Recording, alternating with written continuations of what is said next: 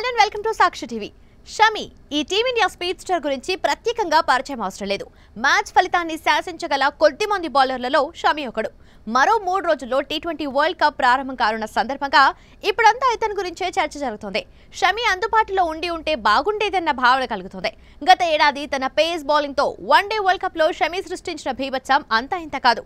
దీని గురించి cricket lovers ఇంకా మర్చిపోలేదు. వాస్తవానికి వన్డే వరల్డ్ కప్ లో ఫామ్ లో లేదంటూ ఆరంభంలో చాలా మ్యాచ్లలో షమి స్టాండ్స్ కి పరిమితం కావాల్సి వచ్చింది. దీంతో విమర్శలు చెలరేగటంతో ఓ మ్యాచ్ లో అవకాశం ఇవ్వక తప్పలేదు. ఆ మ్యాచ్ లో వేగంగా 5 వికెట్లు తీసి సెలెక్టర్ల నిర్ణయం తప్పని చాటాడు షమి.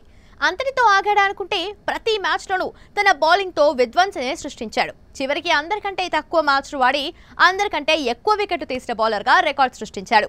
మ్యాచ్ ముగిశాక ప్రధానమంత్రి నరేంద్ర మోదీ కూడా షమిని ప్రత్యేకంగా అభినందించారు. అయితే ఆ తర్వాత అనూహ్యంగా గాయంతో ఆసుపత్రి పాలయ్యారు. చీలమండ సర్జరీ కారణంగా ఐపీఎల్ మొత్తానికే షమి అందుబాటులో లేడు. ఇప్పుడు జూన్ నుంచి ప్రారంభం కానున్న టీ20 వరల్డ్ కప్ కు కూడా దూరమయ్యాడు. లండన్ లో ఆపరేషన్ చేయించుకున్నాక ఇటీవల ఇండియాకు తిరిగొచ్చాడు. ఇప్పుడిప్పుడే కోలుకుంటున్నాడు. వేగంగా తిరిగి ఆటలోకి వచ్చేందుకు సాయశక్తులా ప్రయత్నం చేస్తున్నాడు. షమి ఈ వరల్డ్ కప్ లో ఆడి ఉంటే టీమిండియా ఇంకొంచెం ఆత్మస్థైర్యంతో బరిలోకి దిగేది.